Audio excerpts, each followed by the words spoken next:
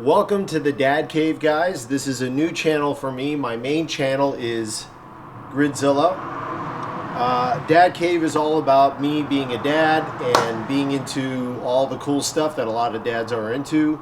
Electronics, scooters, drones, camera gear, all that sort of thing. So today we're going to be taking a look at the Caroma Scooter. Caroma was nice enough to send this scooter out to me. I'll just give you a brief description on what it is, but it is the Caroma electric scooter for adults, 630 watt, 819 watt peak motor power, 25 miles of range, 20 mile per hour max speed, 48 volt battery, 10-inch solid tires, and it's foldable, and you can also add a commute seat to it to make it more comfortable for those long rides. Let's get to the unboxing and see what this thing is all about. And now we'll get a closer look at things now that it's somewhat unwrapped. So it looks like aluminum frame construction, which is cool because it helps keep the overall weight down. Just at first appearance, looks like a pretty solid unit. You know, quality looks pretty decent, especially at this price point. This particular unit, as of this video, is listing for $409 on Amazon. And now, because of my involvement with race cars and modding my cars, one of the first things I look at whenever there's metal involved is the welds. And these look like pretty nice welds. Looks like pretty tight welding. You know, it doesn't look like a blobby mess, which is what you'll get in some cheaper parts. Doesn't look too bad. Let's see how this locks in. Okay. Look at that. One hand operation. Okay. Looks pretty good. Then the handlebars. Okay, you can see that there's a little locking pin right here that goes right into there.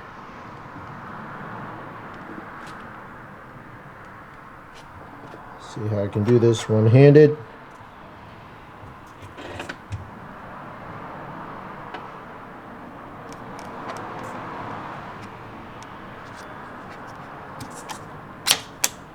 Look at that. One-handed, I was able to do it. Let's try this side. Okay.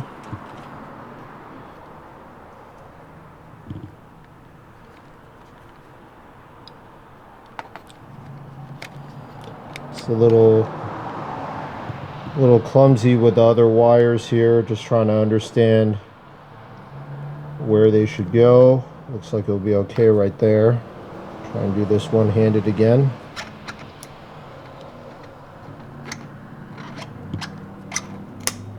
Look at that.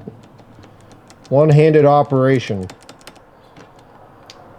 So right off the bat, the grips feel nice and grippy. These are like a rubber texture. You know, the only downside is from riding other very high-powered scooters, much more powerful than this one.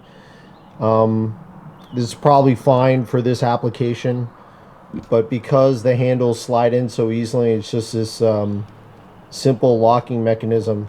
There is some play in the handle, which is shouldn't be a big deal at 20 miles per hour, but some of the other scooters I've ridden that get up past 55, 60 miles per hour, that would be a no-go. You wouldn't be able to have this kind of slop in a scooter like this, but for this one, I think it's probably okay. All right, looks like the weather has cleared up a bit. Rain is annoying, highly annoying. So anyways, where were we? So here it is, largely assembled. The only thing I don't have on there is the seat right now, which is right here. Let me just show you how this post goes up. So there's a spring-loaded mechanism here. Okay, that is how you lock this post into place. So you push that in, push that down. That's locked in, but there's also a secondary locking mechanism right here. Okay, push it down like so. And now that is solid. That is solid in place.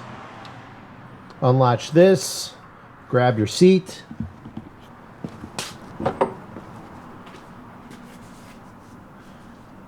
Slide it in here, like so. Okay, you can adjust the height, and there's little notches here conveniently on there. I'm going to put it at, let's just call it 4. Okay, lock this in place.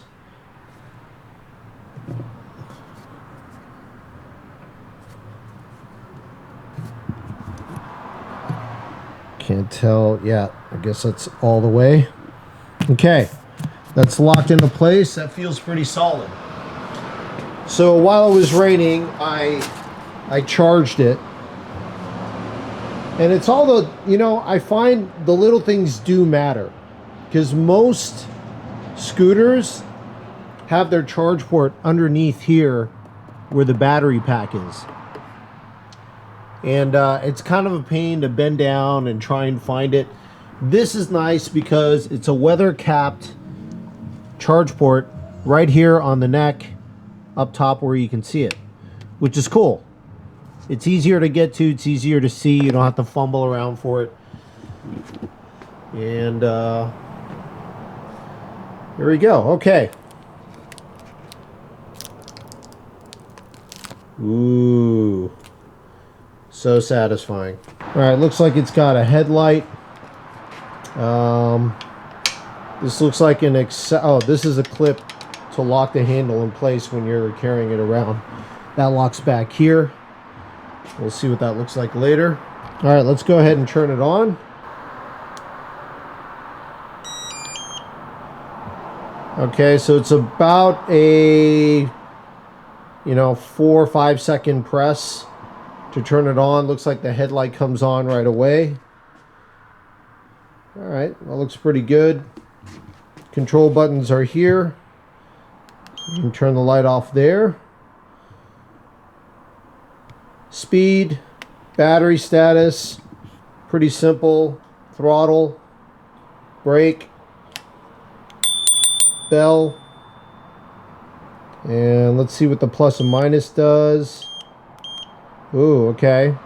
Looks like different speed settings. So S, it's a really small indicator. It's S right here. S turns to orange, so I'm assuming that's a second level. S turns to red here. I'm assuming that's a third level and the fastest level. We'll start it off at the bottom. Okay, and then this changes it from, I bet it changes it from miles per hour to kilometers per hour. Let's see.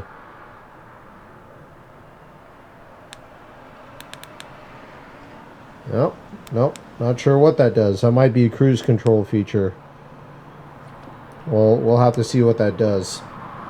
So, alright, let's take it out for its first spin. And we'll try it on the lowest level for now. Alright, let's do point of view ride here and show you the different modes on the Caroma electric scooter. So if you have a power button right here, push and hold. That turns it on.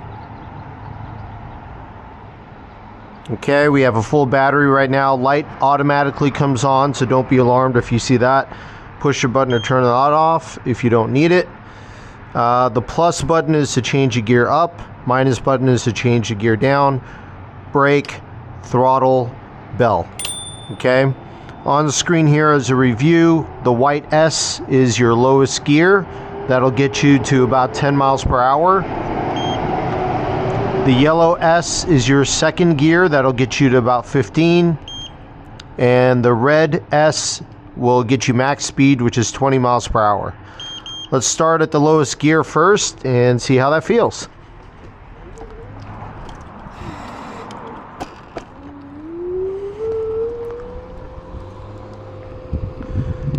All right, pretty good. Feels pretty stable. Nothing crazy. This is a good mode for beginner riders. Do note that you have to give it a little push, about 2-3 miles per hour before the accelerator starts working. So let's kick this up to second mode. And right away we get up to 15 miles per hour pretty quick. The brakes are a little bit touchy, so just be aware of that. The brakes are pretty strong, which is not a bad thing, but if you're not expecting it, they are quite strong. Might want to lean back when hitting the brake just to distribute the weight properly. All right, so 15 miles per hour pretty easily. Let's kick it up to third gear.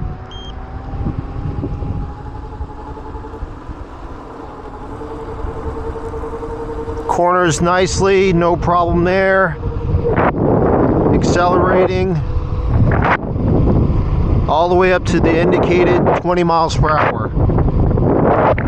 This is a little bit uphill, which is why it's like 19.9, 19.8. We'll turn back around and go downhill and you guys will see what that's like. But the scooter feels super stable. I don't feel any wobbling, nothing rattling. I mean, it's a really good solid platform. The solid tires don't feel rough at all. In fact, I would say for solid tires, this is on the more comfortable end of solid tires. Let's go up some curbs here, see how that feels like. All right, yeah, I mean, it's a bit bumpy going over curbs and over these brakes in the concrete, which is to be expected from solid tires. But not as bad as some of the other solid tires I've felt in the past. And my concern with the handlebars, you know, looseness a little earlier when I was just installing it, is a non-factor here. I mean, they feel completely fine when you're riding. 20 miles per hour is fine for the way this is set up.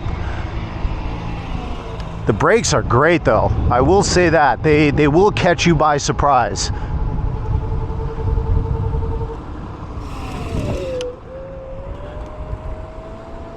Yeah, overall just a great scooter. Great scooter, especially for the money. If I was gonna nitpick anything, I would say my only gripe is this kickstand right here. Not my favorite. This doesn't come out like at enough of an angle, in my opinion. And I feel like it should come out at more an angle and a little further out, because it's really easy. See, I mean, I'm barely nudging this forward. It's really easy for that kickstand to go out of the way and for the scooter to fall down. That is my only thing here. That is the only thing I have to say that I wish they would improve on. So I took the seat post out. That is something to note as well. Here's what the seat post looks like. Be aware when you're unbolting it, it's just a few Allen bolts, 4 Allen bolts, and there's a spacer that will fall out as you unbolt it. So just be aware of that. The seat is pretty comfortable. I'm not really a sit-down kind of rider, so I'd probably be riding this just as you see it now. But the seat was great. It's actually a softer seat than I was expecting, especially at this price point again. This unbolts pretty simply. So once it's bolted in here, okay, you lift this,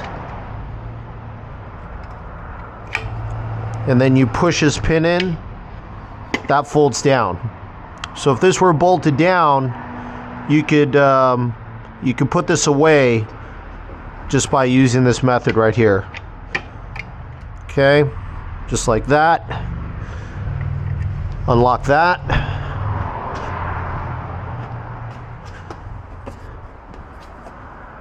Put your seat post in. Handy measurements on the side here. Okay, lock it in to the height you want. Assuming this is bolted in, which it's not right now, and then you go ahead and ride. It's really actually a very, very solid design. Pretty impressed with it. All right, and that is the end